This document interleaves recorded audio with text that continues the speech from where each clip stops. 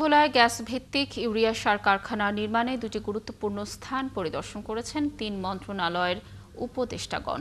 দুপুরে শিল্প, গৃহায়ন ও গণপূর্ত মন্ত্রণালয়ের উপদেষ্টা আদিলুর রহমান খান, বিদ্যুৎ, জ্বালানি ও খনিজ সম্পদ মন্ত্রণালয়ের উপদেষ্টা মোহাম্মদ ফাউজুল কবির খান এবং বাণিজ্য মন্ত্রণালয়ের উপদেষ্টা শেখ বশির উদ্দিন ভোলা সদর উপজেলার ভেদুরিয়া ফেরিঘাট এলাকা এবং বাফার গোডাউন নির্মাণ স্থল পরিদর্শন করেন।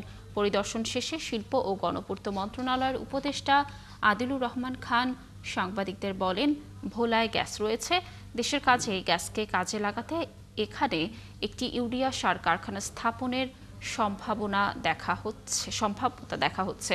তিনি আরও জানান, সারা দেশে 34টি বাফার গোডাউন নির্মাণ করার কথা রয়েছে। এর মধ্যে একটি গোডাউন ভোলায় হচ্ছে এবং এর কাজ ইতোমধ্যেই শুরু হয়েছে।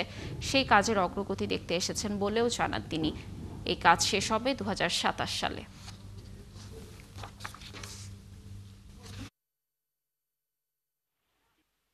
এটার কাজ শেষ হবে 2027-এ। মাটি ভরাট মানে এটা ড্রেজিং করে বালি এনে বালি ভরাট করার কাজ এটা আগায় যাচ্ছে। আমরা সেপ্টেম্বরের 25 তারিখে এটার নোয়া দেওয়া হয়েছিল এবং এই কাজের ব্যাপারে আমরা পিডি সাহেব এবং ইঞ্জিনিয়ার সাহেবের কথা শুনলাম। আমরা কাজের অগ্রগতি সম্বন্ধে জানতে চাইলাম।